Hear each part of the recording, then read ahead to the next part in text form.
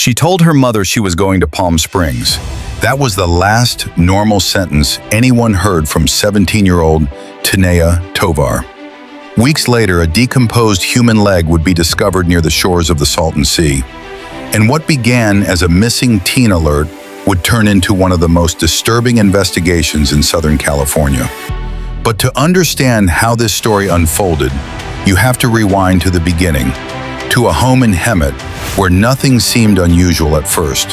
Tana, known to friends and family as TT, lived in Hemet, a quiet Riverside County city where routines tend to feel predictable.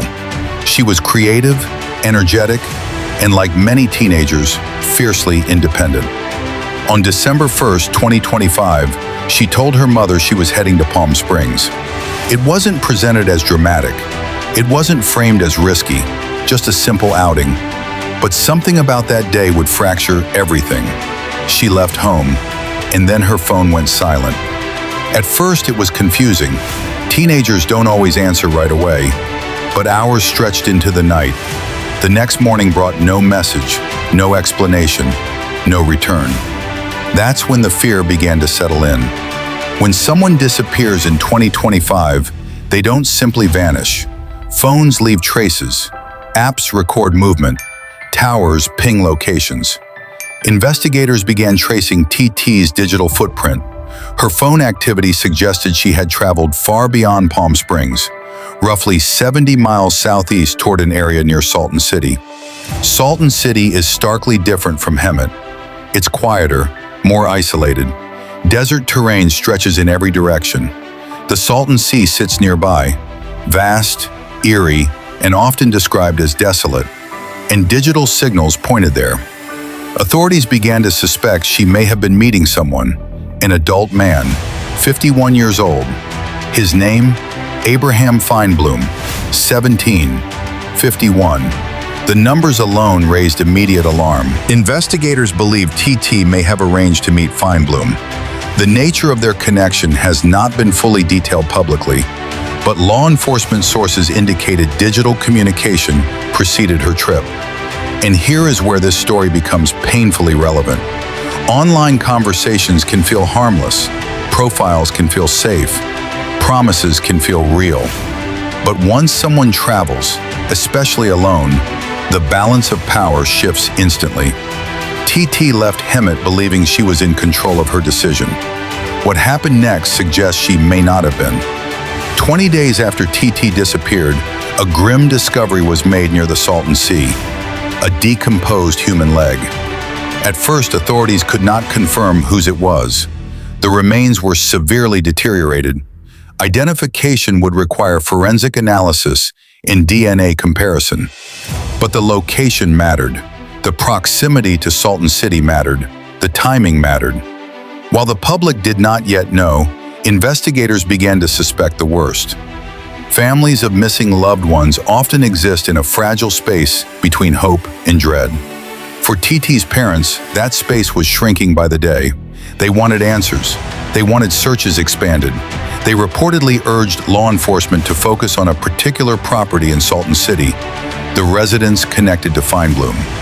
But without confirmed evidence tying the remains to TT, the case remained in limbo. Weeks passed. Then came the forensic result. On February 6, 2026, DNA testing confirmed that the human remains found near the Salton Sea belonged to Tana Tovar. The waiting was over. The nightmare was real. What had been a missing person investigation transformed instantly into a homicide investigation. Grief became irreversible, and investigators accelerated their focus on Salton City. Search warrants were executed at a home linked to Feinblum in Salton City. Agents combed through the property. Evidence collection teams documented everything. Reports indicate that when law enforcement arrived with a warrant, Feinblum allegedly attempted to flee. He was arrested and later booked on suspicion of murder. He was held without bail. The arrest answered one question: who was under suspicion? But it did not answer the most important one. What exactly happened inside that house? Authorities have not released full details of the alleged sequence of events. What is known is that digital evidence and location data placed TT in that area, and physical evidence, investigators believe, tied the suspect to the crime. The desert surrounding Salton City is vast. It can conceal things. It can delay discoveries. But technology does not forget. Phones remember. Messages remain. Coordinates persist. Let's lay it out clearly. December 1st, TT leaves Hemet, saying she's going to Palm Springs. December 1st, later, her phone activity places her near Salton City. December 21st, a decomposed human leg is found near the Salton Sea. February 6th, DNA confirms the remains belong to TT. Mid-February, Abraham Feinblum is arrested and charged. Between December 1st and December 21st lies a 20-day window that investigators are still reconstructing. What happened during those hours after she arrived? Was there an argument? Was there premeditation? Was there an attempt to conceal evidence? Authorities have not disclosed the full narrative, but prosecutors believe they have enough to move forward with murder charges. TT's story does not exist in isolation. Across the United States, law enforcement agencies are warning about the dangers of teens meeting significantly older adults through online communication. What feels like connection can quickly become control. What begins as conversation can end in coercion. The imbalance of age, experience, and physical power matters. In TT's case, investigators believe she traveled willingly at first. But willingness to meet does not equal consent to harm, and nothing justifies violence. In interviews following the confirmation of her death, TT's parents described their daughter as strong, creative, and deeply loved.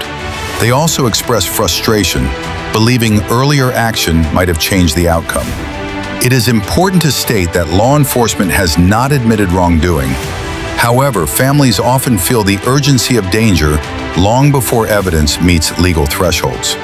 The emotional gap between suspicion and proof can be devastating.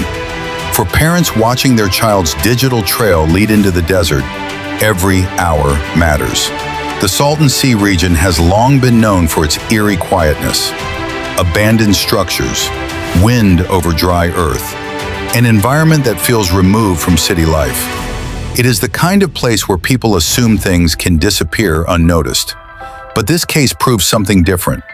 Even in isolation, digital footprints tell stories. Phone pings create timelines. DNA speaks when voices cannot. And when evidence accumulates, even remote landscapes cannot hide the truth.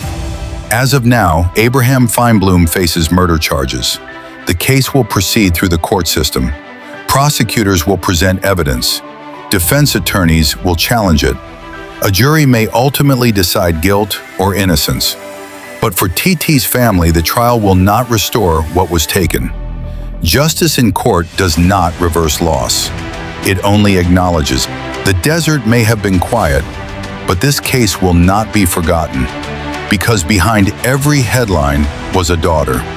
Behind every forensic report was a life interrupted. And behind every arrest is a question that will forever linger. What if she had never gone?